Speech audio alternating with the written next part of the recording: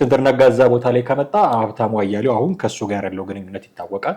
ሰሞኑን እስክንድር ማለት ስለጀመረ ለሱ ደስ ሊለው ይችላል። እነ መዓዛ ማምር ደግሞ ከጀርባ የሚሸተን ነገር አለ ብለው እስክንድርን የሚተቹ ሰዎች ናቸው። ለምድምድ የሚጫወተው ቦታ እንኳን እሱም ተነስቶ ስለ የአማራ ፋኖ ትግል እንቅስቃሴ የካርታ አስቀማጭ ይሆንልሃል፣ በዚህ በኩል ቢሄዱ ጥሩ ነው፣ ይሄኛው በዚህ ቢሄድ ጥሩ ነው፣ ከሌ ይሄኛውን ስልጣን ነው መያዝ መቻል ያለበት ምናምን ብሎ ይልልሃል። ተዋህደዋል ሳይሆን አንዱን ውጦታል የሚል ግምገማ ያላቸው ሰዎች አሉ። ምክንያቱም አሁን ሞር ኦር ለስ የእነ እስክንድር ነጋ ድርጅት አለ ብሎ ማለት በሚያስቸግርበት ሁኔታ ላይ ነው። እሱም ተቀብሎ መቀመጥ ያለባቸው ይመስለኛል። ለምን መሬት ካለው እውነታ ጋር አጣጥመው ሊያስኬዱ የሚችሉት እነ ዘመንና እስክንድር ናቸው። ሌሎቹም በተዋረድ ያሉት እንዳለው ነው። ስለዚህ የነ መዓዛ መሐመድ ጎራ ማለት የነ ኢንጂነር ይልቃል ጎራ ማለት ሁልጊዜ ኢንጂነር ይልቃልን ስታየው ዘመነን አሞግሶ እስክንድር ጋር ሲመጣ ጥንብርኩሱ ነው የሚሆነው። ነገር ግን የህወሓት ሰዎችም መተው ካነጋገሩት ስትታመምም እንደ ዘመነ ካሴ ሄደህ ትታከማለህ ከተባለ ያለው አማራጭ ምንድነው? በእጄ ማለት አይቀርም።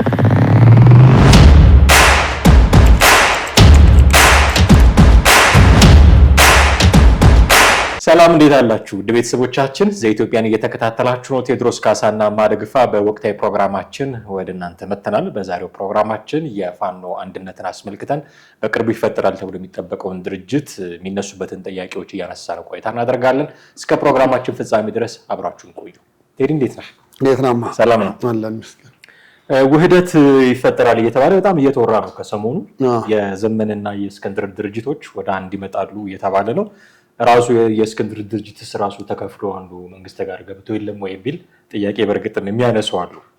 እንደውም ትናንትና ዶቼ ቬለ ላይ ሲናገር ነበረ እስክንድር ነጋና አልተከፈለም አፋሕድ ዝም ብሎ የተወሰኑ ሰዎች 3-4 ሰዎች ለቀው ወጡ እንጂ አልተከፈለም የሚል እንትን ሰጥቷል። እና ይሄ ያልተከፈለም የሚልለት ድርጅቱን ከነዘመነ ካሴ ጋር ለማዋሃድ ንግግር እየጀመሩና በቅርቡ ጠብቁን ትልቅ ነገር ይዘን እንመጣለን የሚሉ የተለያዩ የሚዲያ ሰዎቻቸው እየተናገሩ ነው።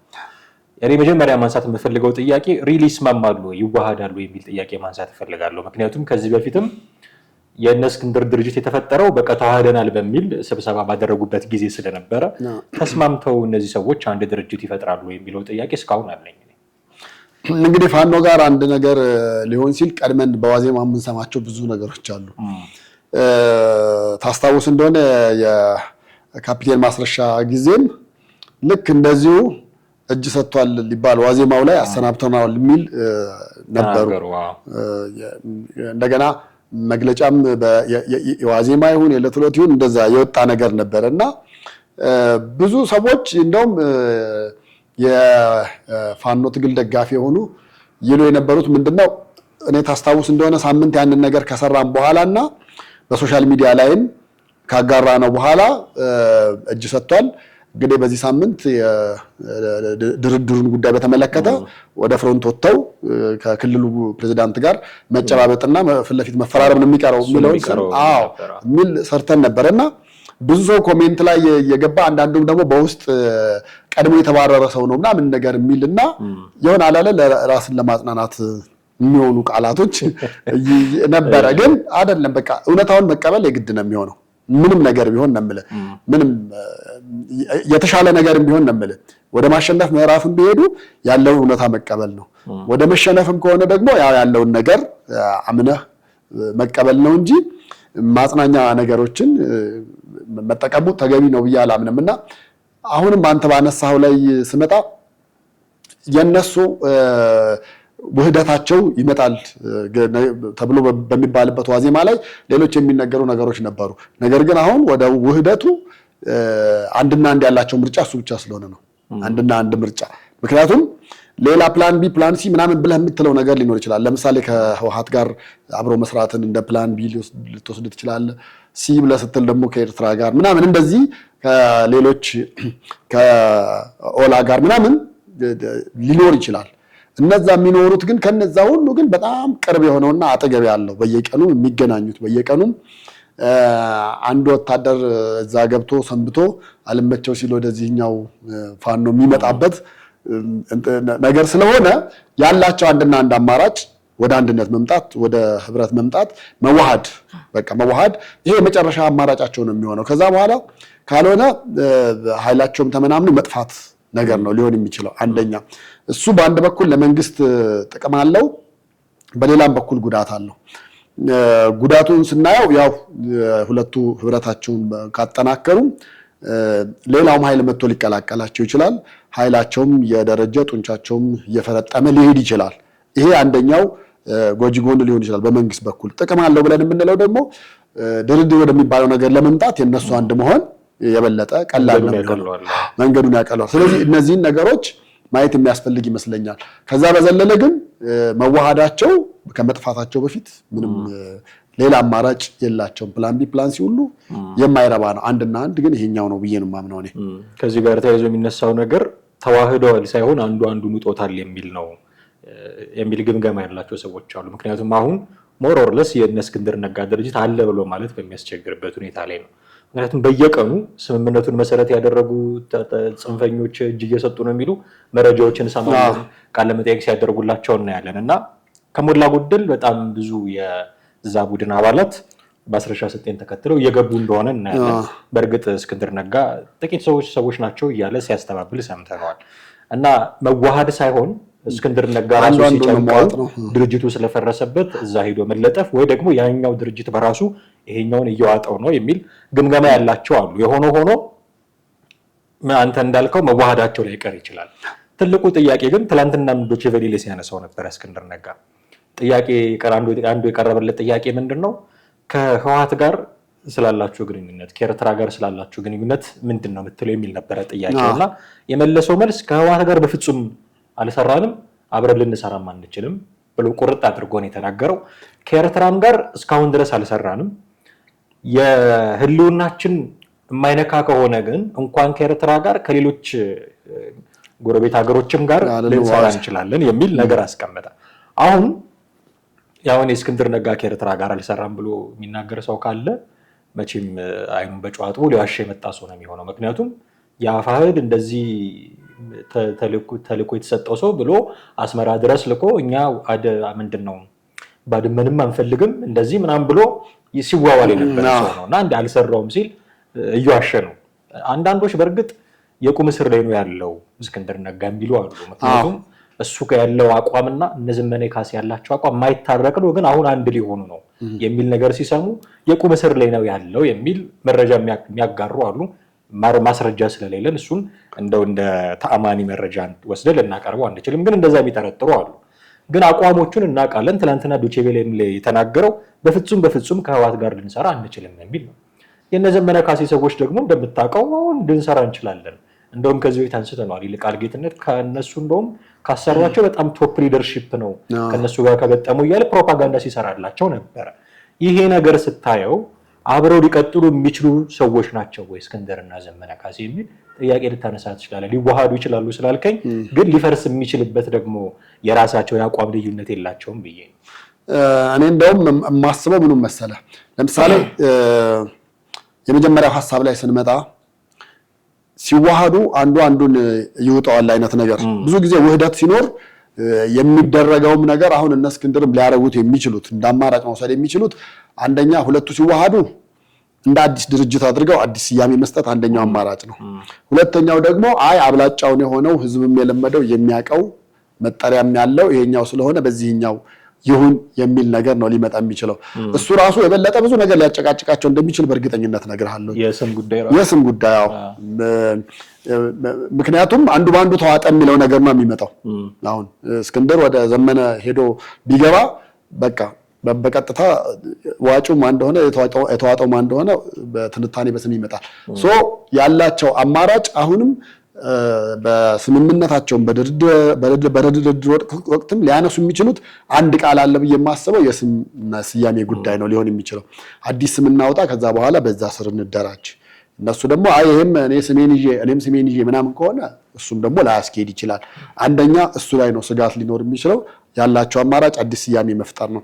ሁለተኛ እስክንድርና ዘመነ እንዴ በባህሪም በምንም ፍጹም መዋሃድም መጣጣምም ምን ማለትም የማይችሉ ሰዎች ናቸው። አንዳንድ ተፈጥሯቸውን ብቻ አይተህ ጀጅ የምታደርጋቸው ሰዎች አሉ። እከሌና እከሌ እንዴት አድርገው ምናምን እሳትና ጭድ ወይ ደግሞ እሳትና ውሃ ምናምን ብለህ የምትላቸው አንዱን የሚያጠፋው እንደሆኑ አድርገህ እንትን ታደርጋለህ። አማራጭ ከማጣት የተነሳ እንደሆነ ልታቅ ትችላለህ። አንደኛ። ሁለተኛና ሌላው ነገር ትንሽ የሚጨንቀው ነገር አሁን የተፈጥሮም ጉዳይ ጋር አብሬ ያነሳሁልህ አሁን እስክንድርን አሁን ዝም በል ብለህ ብትለው በተፈጥሮ ዝም ማለት የሚችል አይደለም። አሁን እዚህ ላይ ሲመጣ የስልጣን ተዋረድም እኮ ማን የበላይ ይሁን ሁለቱም እኩል ፖዚሽን ላይ አይሆኑም መሆን አይችልም። አንድ ቤት ውስጥ ስንት አባወራ ነው መኖር የሚችለው? አንድ አባወራ ነውና አንቺም አባወራ እኔም አባወራ የሚለው አይነት ነገር ነው የሚመጣው። ስለዚህ ሁለት አባወራ አንድ ቤት አይሆንም፣ በኩል ፖዚሽን ላይ ሊሆኑም አይችሉም። እንደዛ ማድረግ ማለት አንዱን አጥፋው ብለህ እንደማለት ነው። አንደኛ። ሁለተኛ ደግሞ አንዳቸው ከአንዳቸው በላይ ቅቡልነት ለማግኘት በውጭ ባለው የፋኖ ደጋፊ እዚህ ሀገር ውስጥም ባለው በሌላም አካባቢ ባለው ጋር ቅቡልነትን ለማግኘት ሁለቱ ላይ ኮምፒቲሽን ነው የምታየው፣ ውድድር ነው የምታየው። ስለዚህ እነዚህ ተወዳዳሪ ሰዎች ደግሞ እንዴት አድርገህ ነው ለእውቅናውና ስምና ዝና ለማግኘት ነው የሚወጡት ወይንስ ድርጅቱን አቋሙን ለማስቀጠል ነው ብለህ ጥያቄ እንድታነሳ ምክንያት ይሆናል። ስለዚህ እኔ እንደማስበው ሁለቱም ጋር የዚህ የስልጣን ተዋረዱ አንደኛ አጠያቂ ነገር ሊሆን ይችላል። ምናልባት አለ አይደል ልክ አሁን ለምሳሌ ኢትዮጵያ ውስጥ እንዳለው የስልጣን ተዋረድ ሲስተም ጠቅላይ ሚኒስትሩን ሀገሪቱን የሚመራው አለ፣ ግን ርዕሰ ብሔር ብለህ ደግሞ ያስቀመጥከው ፕሬዝዳንት አለ። ርዕሰ ብሔር ብለህ አስቀምጠዋል፣ ግን የእሱ ስራው ምንድነው? በቃ አምባሳደር መቀበል፣ መሄድ፣ መሸኘት ምናምን እነዚህ ነገሮች ነው የሚያደርገው። ዋናው ቁልፉ ያለው ግን ማጋ ነው? ጠቅላይ ሚኒስትሩ ጋር ነው። ስለዚህ አሁን ዘመነንና እስክንድርን ምንና ምን አድርገህ አስቀምጠህ ነው እንትን የምትለው? እሱ ራሱን የቻለ ሌላ ፋይት ሊያመጣ የሚችል ነገር ነው። ሁለተኛ ግን ምናልባት እንደው የስሙ ጉዳይ አያሳስበኝም፣ የስልጣኑ ጉዳይ አያሳስበኝም፣ እኔ የሚያሳስበኝ የትግላችን ጉዳይ ነው ብለው ከሁለት አንዳቸው ካሉ ደግሞ የተሻለ ደረጃ መድረስ ይችላሉ፣ ወይም ደግሞ የተሻለ መንገድን መሄድ ይመርጣሉ። ሶስተኛ በቀይ መስመር ደረጃ የምታስቀምጣቸው አሉ። ለምሳሌ ይሄ ከጎረቤት ሀገራት ጋር መስራት ያለ መስራቱ አይነት ነገሮች፣ እነዛ ከጎረቤት ሀገራት ጋር መስራት ባለ መስራት አይነት ነገሮች ሁለቱ ችግር ያለባቸው አይመስለኝም። ምናልባት እስክንድር ከህወሓት ጋር ሊሆን ይችላል፣ ከትግራይ ጋር መስራት ችግር የለውም። ነገር ግን የህወሓት ሰዎችም መጥተው ካነጋገሩት ስትታመምም እንደ ዘመነ ካሴ ሄደህ ትታከማለህ ከተባለ ያለው አማራጭ ምንድነው? በእጄ ማለት አይቀርም። ስለዚህ እነዚህ ነገሮች ወደ አንድነት የሚያመጣቸው ነገር አለ። ይሄ የግል ባህሪና የበላይ ሆኖ የመታየት ነገር ላይ ደግሞ ሁለቱም ጋር ተመሳሳይ ነገር ስለሆነ የምታየው እሱ ነገር በጣም አስቸጋሪ ሊሆን ይችላል። ድርድሩንም ሊያራዝመው ይችላል። ኢቭን ተስማምተው ከተቀመጡ ደግሞ የሚመጡት ነገሮች አደጋ ያንዣበበባቸው ፈንጂ ወረዳ ብለን እንደምንለው ሊሆን ይችላል የሚል ግምትና ስጋት አለኝ። የስልጣን ክፍፍሉ ላይ ግን ሲነሳ እንደ ውስጥ አዋቂ ነን የሚሉ ሰዎች የሚያወጧቸው መረጃዎች አሉ። የሊቀመንበርነት ቦታው ላይ የሚወዳደሩ ሰዎች የፖለቲካ ዘርፍ፣ የወታደራዊ ዘርፍ፣ ውጭ ጉዳይ ዋና ዋናዎች እና ፋይናንስ ላይ የወዳደሩ ሰዎች እነከሌ ናቸው ብሎ ይፋ ያደረጉ ሰዎች አሉ። ምናልባት የወታደራዊ ዘርፉን የዘመቻ መምሪያውን ብርጋዴር ጀነራል ተፈራ ማሞ እንዲመሩት፣ ፖለቲካውን ደግሞ ከእነ እስክንድር ወገን ያለው ረዳት ፕሮፌሰር ጌታ አስራደ እንዲመራው እና ሊቀመንበሩና ውጭ ጉዳዩ ላይ ግን እስክንድር ራሱ ውጭ ጉዳዩን ይፈልገዋል እና የድርጅቱ ውጭ ጉዳይ ኃላፊ መሆን ይፈልጋል። ከዛ ያለው ሀብቴ ወልዴና የጎንደሩ ማለት ነው ሀብቴ ወልዴ እና ዘመነ ካሴ ለሊቀመንበርነቱ ይፎካከራሉ። ፕሮባብሊ ዘመነ ካሴ ነው የሚሆነው እና ሀብቴ ወልዴን ሊያስኮርፍ ይችላል ይህ አይነት የስልጣን ክፍፍል የሚል ነገር የሚያነሱ ሰዎች አሉ። የሆነ ሆኖ እስክንድር ነጋ ያንን የውጭ ጉዳይ ኃላፊነትን ከያዘ ዲያስፖራው ለሁለት ነው የሚሰነጥቀው ደግሞ የሚብለው የሚሰጉ ሰዎች አሉ። ምክንያቱም እስክንድር ነጋ እዛ ቦታ ላይ ተቀመጠ ማለት ውጭ ያሉት ግንኙነቶች በሙሉ በሱ በኩል ነው የሚሆኑት። ዲያስፖራውን የሚያገኘው፣ ዲፕሎማቲክ ማህበረሰቡን የሚያገኘው፣ ኢቭን ገንዘብ ሊያሰባስብ የሚችለውም እሱ ነው የሚሆነው እና እኩል ደግሞ እስክንድር ነጋን የመደገፍ ነገር የለም ዲያስፖራው ላይ። ገሚሱ የሚደግፈው ነው፣ ገሚሱ ከሱ ተቃራኒ ነው የሚሆነው። እንደውም በስም ደረጃ ሁሉ ጠርተው ሊጣሉ ሊለያዩ ይችላሉ ያሏቸው የነ ሀብታሙ አያሌው ጎራና የነ መዓዛ መሐመድ ጎራ እስክንድር ነጋ እዛ ቦታ ላይ ከመጣ ሀብታሙ አያሌው አሁን ከሱ ጋር ያለው ግንኙነት ይታወቃል። ሰሞኑን እስክንድር ማለት ስለጀመረ ለሱ ደስ ሊለው ይችላል። እነ መዓዛ መሐመድ ደግሞ ከጀርባ የሚሸተን ነገር አለ ብለው እስክንድርን የሚተቹ ሰዎች ናቸው። እና የነ መዓዛ መሐመድ ጎራ ማለት የነ ኢንጂነር ይልቃል ጎራ ማለት ነው። ሁልጊዜ ኢንጂነር ይልቃልን ስታየው ዘመነን አሞግሶ እስክንድር ጋር ሲመጣ ጥንብርኩሱን የሚያወጣው ሰድቦታል። ከልደቱ ጋር ደርቦ ምናልባት በሌላ ቀን የምናነሳው ፕሮግራም ሊሆን ይችላል። ደንቆሮ ሁሉ እንዲህ አይነት የሚያስብ ሰው ደንቆሮ ነው ምናምን ብሎ ሁሉ ሰድቦታል። እና ውጭ ያለውን የዲያስፖራውንም እንዲከፋፈል የሚያደርግ ፖዚሽን ላይ ነው ሊሆን የሚችለው እስክንድር ነጋ ደግሞ እሱን ቦታ ይፈልጓል። ምክንያቱም የሚያውቃቸው ሰዎች አሉ። አሜሪካ ውስጥ፣ አውሮፓ ውስጥ የተለያዩ ዲፕሎማቶችን ያውቃል፣ ግንኙነት ስላለው እውነት ለመናገር ለእሱ ትክክለኛ ቦታ ሊሆን ይችላል። እንደዛ ሊቀመንበርነቱ የኔ ካልሆነ ብሎ ከሚጋጋጥ ይሄኛው ለሱ ትክክለኛ ቦታ ሊሆን ይችላል እና በዚህ ልክ ለድርጅቱ ሊጠቅም የሚችል ስራ ሊሰራ ይችላል። ግን ዲያስፖራውን ወገን ደግሞ ሊከፋፍለው ይችላል ብለው የሚሰጉ አሉ እና ትልቁ ጥያቄ ሊቀመንበርነቱ ላይ ትልቅ ሰው ነው ሀብቴ እሱን ሊያስከፉ ይችላሉ ዘመንን መርጠው የሚል ስጋት አለ እና ደግሞ በእስክንድር ዙሪያ ዲያስፖራው ሊከፋፈልብን ይችላል የሚል ስጋቶች ያሏቸው አሉ። የፖለቲካ ዘርፍ ኃላፊውም ቢሆን እንዲሁ ዝም ብሎ የሚታው አይደለም። ምክንያቱም ጌታ አስራደን ስትመርጥ አስረስ ማረዳም ጥይት ሄዶ ነው። የነዘመነ የፖለቲካ ዘርፍ ኃላፊ እሱ ነው እና ደግሞ ከሌሎቹ ፋኖች በተሻለ ፖለቲካ ገብቶታል ተብሎ የሚነገረውም ደግሞ እሱ ነው። ያው ሲናገር ሰምሃው ዲፕሎማት ለመሆን ይሞክራል፣ ሀሳቦች ለማንሳት ይሞክራል። አንዳንድ ጊዜ የተያዙበት የስልክ ንግግር ቅጂዎች ቢኖሩም በአደባባይ ወጥቶ ግን ሲናገር እንደው በተለሳለሰ መንገድ ለመናገር ፖለቲካውን ትንሽ እሱን ለመስራት ይሞክራል ተብሎ የሚገመተውም እሱ ስለሆነ የሱስ ጉዳይ ሱስ ቢያኮርፍ የሚሉ ደግሞ ጥያቄዎች የሚያነሱ አሉ።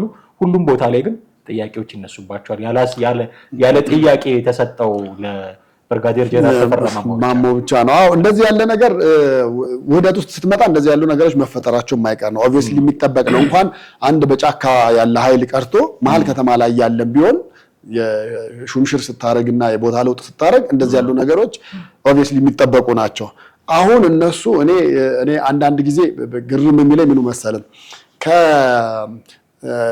ይሄ ኃይል ማጠናከር ሌሎች ቅድሚያ የምትሰጣቸው ነገሮች እያሉ እነሱ የስልጣን ክፍፍልና አንተ ይሄን ስራ አንቺ ደግሞ የኛውን አድርጊ ወደሚለው ነገር ላይ ታያቸዋለና እኔ ግራ ይገባኛል። መቅደም ያለበት አንዳንዴ ከፈረሱ ጋር ይቀደምም እኮ እንላለን አይደል?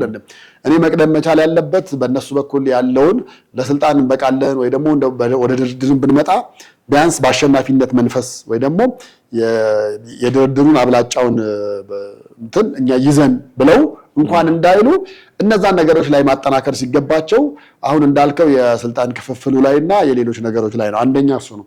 ሁለተኛ ደግሞ እኔ አንዳንዴ እዚህ መሀል ቁጭ ብለው አሁን ጀነራል ተፈራ ማሞን ያክል የጦር ልሂቅ አዋቂ እያለ እና ሀብታሙ አያሌው ናቸው እኮ አንዳንዴ በዚህ በኩል ሰብሮ ቢገባ በዚህኛው የሚሉትና ከሱ አልፎ ደግሞ ዘመድኩንም ታየዋለህ። ዘመድኩንም አንዱን አንስቶ ሲጥል ምናምን በጣም በትንሹ እንኳን እብድብድ የሚጫወተው ሞጣ እንኳን እሱም ተነስቶ ስለ የአማራ ፋኖ ትግል እንቅስቃሴ የካርታ አስቀማጭ ይሆንልሃል፣ በዚህ በኩል ቢሄዱ ጥሩ ነው፣ ይሄኛው በዚህ ቢሄድ ጥሩ ነው፣ ከሌ ይሄኛውን ስልጣን ነው መያዝ መቻል ያለበት ምናምን ብሎ ይልልሃል።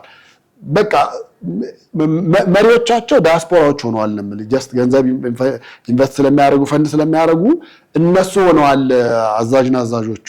እና እኔ እንደምለው ዝም ብለው አሁን በውጭ ያለው ጣልቃ ባይገቡባቸው እነሱ ጋር ያለውን ምክንያቱም መሬት ያለው ነገርና ላይ ሆነህ የምታወራው ነገር አውቶማቲካሊ የተለያየ ነው። እዛ ጎጃም ጫካ ውስጥ ያለውን እውነታ የሚያውቁት እነዘመነ ናቸው፣ እነ እስክንድር ናቸው። እዛ ስላለው ሁኔታ እነሱ መግለጽ ማብራራት ሲገባቸው እና ሀብታሙ አያሌው ነው ትንታኔ የሚሰጡላቸው። እነሱ የራሳቸውን የተሰማቸውን ፖለቲካዊ ሆን ሌሎች ነገሮች ይተንተኑ።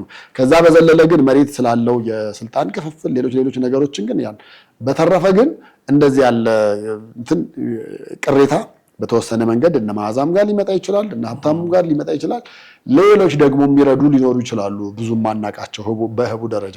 እነሱም ቢሆን ይህንን ነገር ወደዱም ጠሉም መቀበል መቻል አለባቸው ብዬ አስባለሁ። ይህን ከህወሓት መማር መቻል አለባቸው። ህወሓት ስልጣን ላይ እያለ እንኳን የመቀሌና የአዲስ አበባ ተብሎ ለሁለት ተከፍለው የተለያዩ ችግሮች መተውባቸው ይዘው ችለውት አስታመውት ነበረ። በተወሰነ መንገድ መለየት ሲፈጠር ውጭ ያለውም ዳያስፖራ ለሁለት ነበር የተከፈለው። ልክ እንደዚሁ እንደነዚህ ያሉ ነገሮች ሊያጋጥሙ ስለሚችሉ እነሱም ተቀብሎ መቀመጥ ያለባቸው ይመስለኛል። ለምን መሬት ካለው እውነታ ጋር አጣጥመው ሊያስኬዱ የሚችሉት እነ ዘመንና እስክንድር ናቸው። ሌሎቹም በተዋረድ ያሉት እንዳለው ነው። ስለዚህ የነዛ ጣልቃ ገብነት ቀርቶ ይሄን የሚጸድቀውን ተቀብለው በርቱ ብለው ቢሏቸው ብቻ በቂ ነው ብዬ አስባለሁ።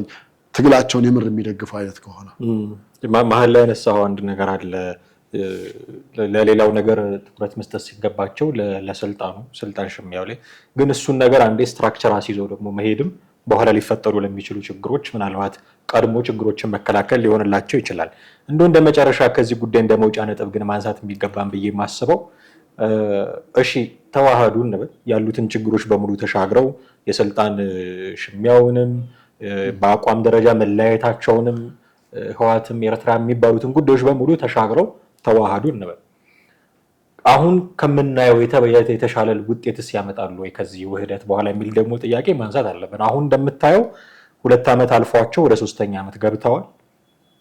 እስካሁን እንግዲህ እንደ 3ኛ ክፍለ ስፖርት ባለህበት እርገጥ ነው። 3ኛ ክፍለ ስፖርት ዱብ ዱብ ትላለህ፣ ላብ ያለ ባህል እዛው ነው ያለው እና ክልሉን ከማውደም የተለያየ እገታ፣ ዘረፋ የሚሉ ድምፆችን ከመስማት በስተቀር የረባ ነገር አይተን አናውቅም። የሆነ ጊዜ የሆነ ትልቅ ከተማ ተቆጣጠሩ ይባላል። በ2 በ3 ቀን ሲለቁት ነው የምትሰማው። ትንሽ ለማስደንገጥ የሚሞክሩት በእንዲህ አይነት መንገድ ብቻ ነው። ከዛ ውጪ ምንም እንደው ፈቀቅ ያለ ነገር የለም። ታዲያ አሁን እስከተዋህዱ በኋላ ከዚህ አሁን ከምናየው የተሻለ ነገር ሊያስመዘግቡ ይችላሉ ወይ? ምን ቢዋሃዱስ የመንግስትን አቅም መቋቋም ይችላሉ ወይ? ለምንድን ነው መሰለኝ ጥያቄ ማነሳው? በቅርቡ ኢንጂነር ይልቃል ጌትነት ከመዓዛ መሐመድ ጋር በነበረው አንድ ቆይታ ላይ አንድ ነገር አንስቷል። ይሄ ሁለገብ የሚባል ትግል የትጥቅ ትግል ብቻ አይደለም፣ የህዝባዊ ቢተኝነትንም ሌሎችን ሰዎች ደግሞ ማሰባሰብም ከቲፒኤልኤፍም ከሻዕቢያም ጋር መስራት የሚባል ሁለገብ ትግል ሞገዝ ዘውዱ ግራ ገብ ትግል ብሎታል። ክላሪቲ ኦፍ ቶት የለውም እና ሁለገብ ትግል ለምናደርገው ይሉና ለምንድን ነው ብሎ ሲያብራሩ በትጥቅ ትግል አሁን ማሸነፍ የምንችልበት ደረጃ ላይ አይደለንም። ጊዜ ተቀይሯል። መንግስት ያለው የቴክኖሎጂ አቅም በጣም ፕሪሳይስ ነው፣ በአንድ ላይ ያጠፋን ይችላል የሚል ይሄ የመንግስትን አቅም እውቅና የመስጠት ትልቅ እድገት ነው ብዬ ነው የማስበው ከነሱ የተሰማና መንግስትን ምን አንድ ቢሆኑ ምን ቢዋሃዱ በትጥቅ ትግል ያሸንፉታል ወይ የሚል ጥያቄ ስላለኝ ነው። እስከዛሬ ከመጡበት መንገድ የተሻለ ሊሆንላቸው ይችላል ወይ? ቢዋሃዱ ምንድን ነው የሚያተርፉት ብዬ ቢዋሃዱ ምን ያተርፋሉ መሰለ? እኔ በትጥቅ ትግል የማሸነፍ ራዕያቸውን አሁን ፋኖ ብቻ ባለው በእንቅስቃሴው ከ100% በላይ የምነግርህ ብቻውን ሆኖ ለስልጣን ይበቃል የሚል ምንም 1% እንኳን እምነትም ግምትም የለኝም። ካሉት ሁኔታዎች በመነሳት ምናልባት በትጥቅ ትግል በተወሰነ መንገድ ማሸነፍ እንችላለን ካሉ የግድ ወደውም ይሁን ተገደው ከኤርትራ ጋርም ከህወሓት ጋርም ከኦላ ጋርም ወደዚህ አፋርም ካለው ከነዛ ጋር ሁሉ ተዋህዶ ብቻ ሲመጡ እሱም ምናልባት ኢህአዴግ በሌላ ስም ማለት ነው በቃ በዛ መንገድ ሆኖ ካልሆነ በምንም ተአምር የ4 ኪሎ በር ሊረግጡ ይችላሉ የሚል ግምት የለኝም፣ እምነትም የለኝም። ነገር ግን መጀመሪያም ፋኖ ወደ ትጥቅ ትግል ሲገባ ለስልጣን ሳይሆን ኦልሬዲ የአማራ ጥያቄዎች አሉ እነሱ መመለስ አለባቸው የሚል ነው ይዞ የመጣው።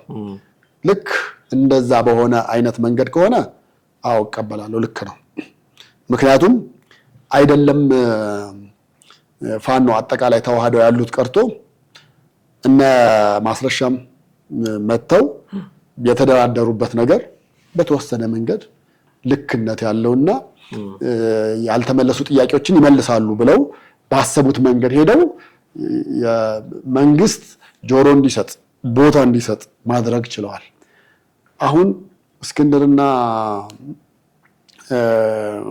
ዘመነ በእርግጠኝነት ያለው ህብረት በዚሁ ቢቀጥል ወደ ድርድሩ ሊመጣ ይችላል። ወደ ድርድሩ ሲመጣ የሚያነሷቸው ጥያቄዎችና ፕሪኮንዲሽኖች ቅድመ ሁኔታዎቹ በሙሉ ወደ እነሱ ያደላ ማድረግ የሚችሉበት መንገድ እጅግ በጣም ሰፊ ነው። ከዛ ውጭ በተባለው ነገር ግን በትጥቅ ትግል አንድ ወደፊት ሁለት ወደ ኋላ አይነት ነገር እያለ ዝም ብሎ ጊዜ እየገደለ ነው የሚሄደው። በነገራችን ላይ ሁሉን አቀፍ ወይ ደግሞ ሁሉንም ያማከለ የትግል ስልትም በተወሰነ መንገድ ተሞክሯል፣ አልተሳካም እንጂ ታስታውስ እንደሆነ አይደለም አማራ ክልል ትተህ እዚህ አዲስ አበባ በእንዲህ ቀን እንዲህ እንዳታረጉ የሚሉ የተወሰኑ መልእክቶች የመጡበት ነገር ነበረ። ከዛ አንዳንዶቹ ላይ መንግስት መግለጫ በማውጣት እንደዚህ ያለ ነገር መደረግ የለበት የሚያደርግ ካለ እርምጃ፣ አንዳንዶቹን ደግሞ እስቲ ውጤቱን እንየው በማለት በዝምታ ታልፎ የሄዱ ነገሮች አሉ። እንደዛ አይነት ነገር ነው የሚሆነው እንጂ አሁን ሁሉን አቀፍ የትግል ስልት ምናምን ነገር እኔ ዘመነ ካሴ እዛ ሆኖ ሲያዘው እዚህ የሚታዘዝ ሰው ካለ በጣም የዋህ ነው። በቃ አንበሳ በር ላይ ሆነ ወይ ደግሞ ነብርን አስገብተህ እንትን እንደማለት ነው። ያን ያክል ለህይወታቸው አስጊ በሆነ መንገድ ዋጋ ለመክፈል የመጣ ካልሆነ በስተቀር ነቲንግ አይሆንም። በእርግጥ አሁን አንዳንድ ቦታ አንዳንድ አካባቢ ስትሰማ የፋኖ ትግል የፋኖ እንቅስቃሴ ምናምን በልባቸው ያሉና የሆነ ነገር ሆነ ተብላ አንድ መስመር ሁለት መስመር ምናምን ስትጻፍ በቃ ደማቸው ሞቅ ብሎ ወኔያቸው ተነስቶ ጎበዝ በቃ እንዲያረጉ ነው ብለው የሚሉ ለመደገፍም የሚፈልጉ ሐሳብን ፍላጎት ለምን አዲስ አበባ ውስጥ የምናያቸው አሉ። ለምሳሌ አሁን የአረቄ ቤቶች ይዘጉ፣ የቁማር ቤቶች ይዘጉ ምናምን ስታያቸው እዛ ጋር ያለው የሚንቀሳቀሰው ገንዘብ መንግስትን ቸግሮት ወይ ደግሞ ለመንግስት ገቢ ስለማይሆን መንግስት በዛ ደረጃ ገንዘብ ፈልጎ አይደለም። እንደዚህም ደግሞ በቁማር ቤቶች ጋርም ያሉት ነገሮች ሰው እዛ የሚሰበሰበው ምናምን ነቲንግ አይደለም። ከበስተጀርባ ያለውን ነገር ስታጠና ምን ስትል ግን እዛ ቁጭ ብለው የሚያወሩት ጫካ ውስጥ ስላለው ኃይል ነው። ስለዚህ ያ ነገር አስፈላጊ አይደለም በሚል ያንን ኃይል ለመቆጣጠር ወይ ደግሞ ለመበተን የተደረገ ሲስተም ነው። ይነስም ይብዛም ይወራል፣ ከተማ ውስጥ ይነስም ይብዛም ይወራል። ግን ያ ስለተወራ ምን ስለተባለ ብቻ ደግሞ መጥቶ 4 ኪሎ መግባት ይችላሉ ብሎ ማሰብ ሞኝነትም የዋህነትም ነው የሚሆነው። ዝም ብሎ ጊዜ ከመፍጨት በስተቀር አይደለም 3 ዓመት ከዚህ በኋላም ቀናት የሚሄዱ እንደዛው ነው ሊሆን የሚችለው። በዛ ደረጃ ከሆነ ደግሞ ታጋዩም ይሰለቻል። እዛ ዳያስፖራው ገንዘብ ጠብ የሚያደርገውም እሱ እነዚህ ዝም ብሎ ጫካው ተመቻቸው እየበሉ እየጠጡ የፈለጉትን እያረዱ እየበሉ እየጠጡ ምንድነው ታዲያ የሚል ድምዳሜ ላይ ነው የሚደርሰው። ስለዚህ ከድርድር ውጪ ሌላ አማራጭ አለው ለማለት ይከብደኛል፣ አይቻልም።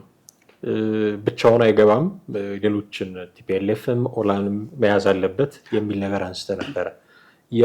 እንደውም በሌላ ስም ኢህአዴግ ማለት ነው ያልኩህ ለምንድን ነው ኢህአዴግ በእርግጥ የአንድ ድርጅት የበላይነት የነበረበት ነው የህወሓት። ያኔ እነዚህን ድርጅቶች ሲሰበስብ የጦር የበላይነት ነበረው። ሌሎቹ ጦር አላቸው ወይ እርግጠኛ አይደሉም።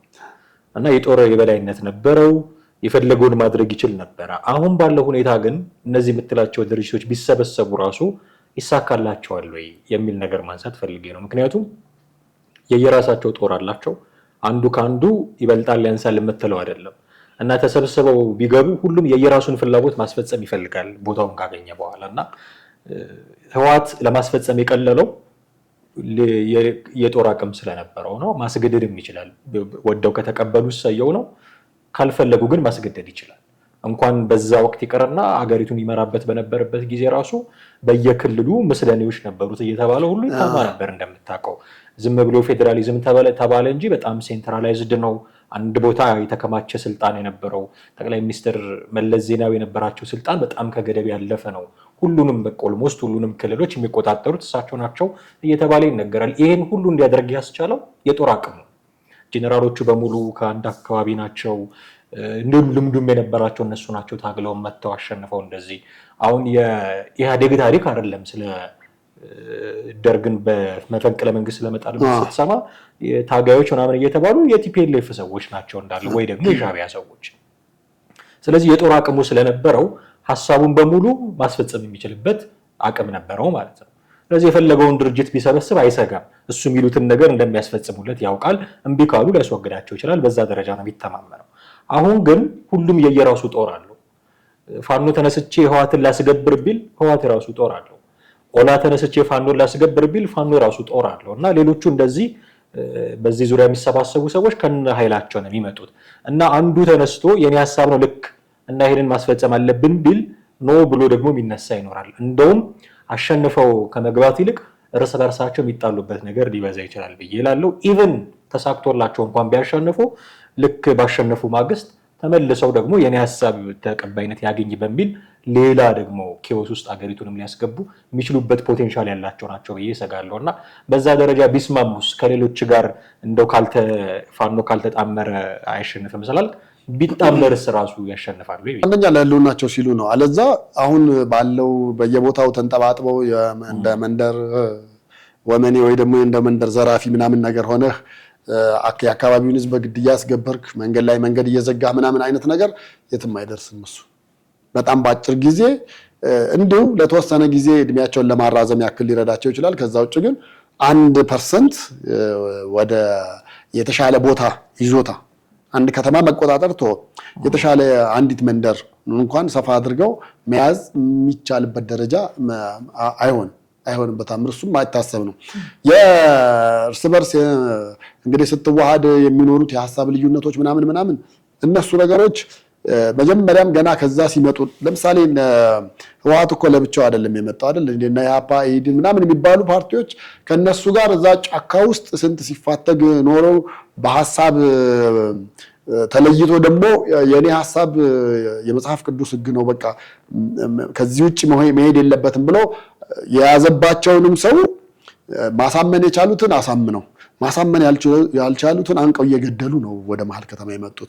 ይሄ ፖለቲካ ውስጥ ያለ የመበላላት እና የትግል ስልት ውስጥ ያለ የመበላላት እንትን እኛ ከተማ ውስጥ ስላለን ትንሽ ስንሰማው ሊዘገንንን ሊከብደን የሚችል አይነት ነገር ነው። ከሌ ሞተ ሲባል በጣም ስለምናዝን፣ እነሱ ጋር ግን በተራ ቃላት ነው። ከሌ እንዲያደርገ ሲባል አስወግደው አስበው አሁን አስወግደው አንዲት ቃል ስታያት ተራ ነገር የምትመስል ነች።